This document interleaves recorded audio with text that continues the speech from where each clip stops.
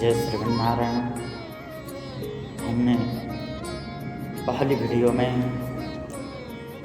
साधु संतों का स्वभाव कैसा होता है, उनकी संगति से क्या होता है, इसके बारे में हमने सुना और उसका जो फल है, साधु संतों की संगति का फल क्या है तो बताते हैं भगवान के चरण में भक्ति। अब कैसी भक्ति तो कहा कि श्रद्धा रतिर भक्ति अनुक्रमिष्यति, ऐसा बताया गया। पहले श्रद्धा होगी, फिर रति अनुराग बढ़ेगा और भक्ति होगी। तो भक्ति किस प्रकार से की जाती है जिससे भगवान के चरण में अनुराग भी बढ़े और श्रद्धा भी बना रहे। आज इस विषय में हम चर्चा करते हैं।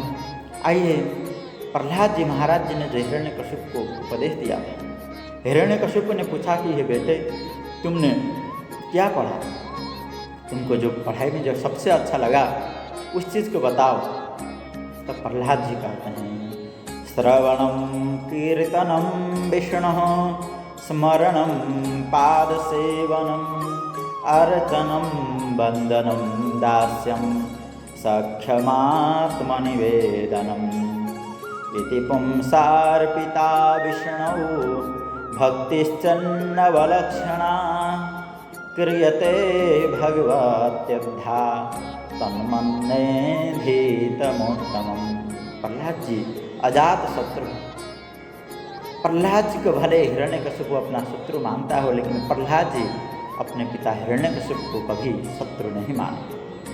हिरण्यकशिपु ने पूछा कि दैत्य गुरु शुक्राचार्य के बेटे षंडा और अमरक ने इनको पढ़ाया है, दैत्य के बेटे हैं, गुरु हैं, अवश्य ही दैत्य की जो शिक्षा है उसको प्रदान किए होंगे। यह सोच करके हिरण्यकशिपु ने पूछा कि हे बेटे, तुमने जो गुरु से पढ़ा उसमें जो सबसे अच्छा है वो बता। प्रहलाद जी कहते हैं पढ़ाने वाले गुरु तो बहुत मिले, परंतु जो सबसे अच्छा है आप उस विषय को पूछना चाह रहे हैं तो मैं बताता। तब प्रहलाद जी कहते हैं कि भगवान की कथा सुनना चाहिए। भगवान की जो नवदा भक्ति है वही संसार से पार लगा सकती है।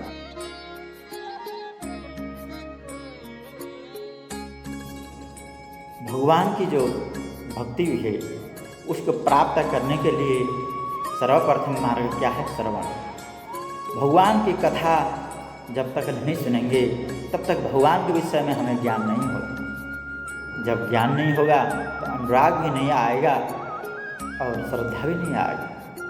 इसलिए सर्वप्रथम भगवान की कथा श्रवण करनी चाहिए।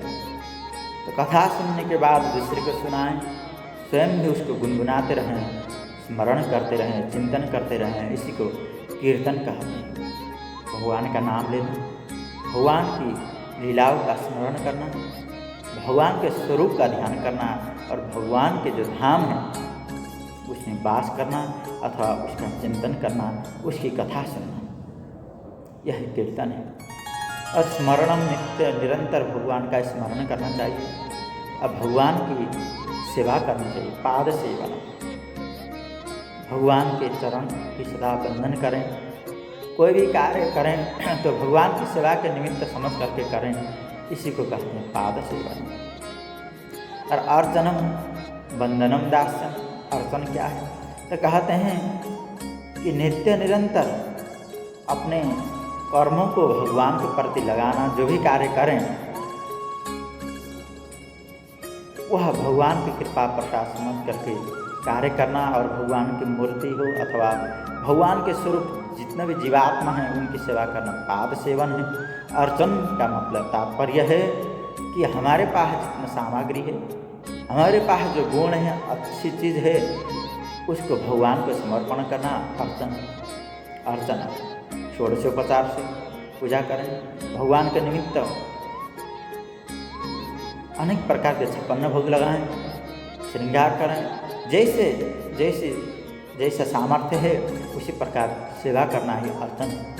फिर वंदनम, भगवान का नित्य निरंतर वंदन करना। भगवान जो कर रहे हैं वह अच्छा ही कर रहे हैं, यह सोच करके भगवान के प्रति कृतज्ञता ज्ञापन करना यही बंधन है। और दास्यम अपने को भगवान का सेवक मान करके भगवान की सेवा करें, साथ में सारे संसार को भगवानमय जान करके सभी की सेवा करें। दास्य भाव से यही दास्य है। और सभी से मित्रता करना, भगवान को अपना मित्र मानना, यही सख्य भाव है। कोई भी कार्य करें भगवान से निवेदन करके, भगवान से परामर्श लेकर के करें।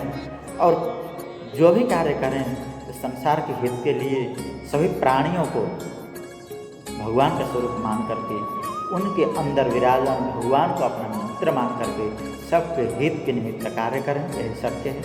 और आत्मनिवेदन, भगवान हमें किसी भी अवस्था में रखें उसमें संतुष्ट रहें, भगवान के प्रति समर्पित हों। और यह शरीर हो, मन, बुद्धि और आत्मा भी भगवान को समर्पण करना, यही क्या आत्मनिवेदन है।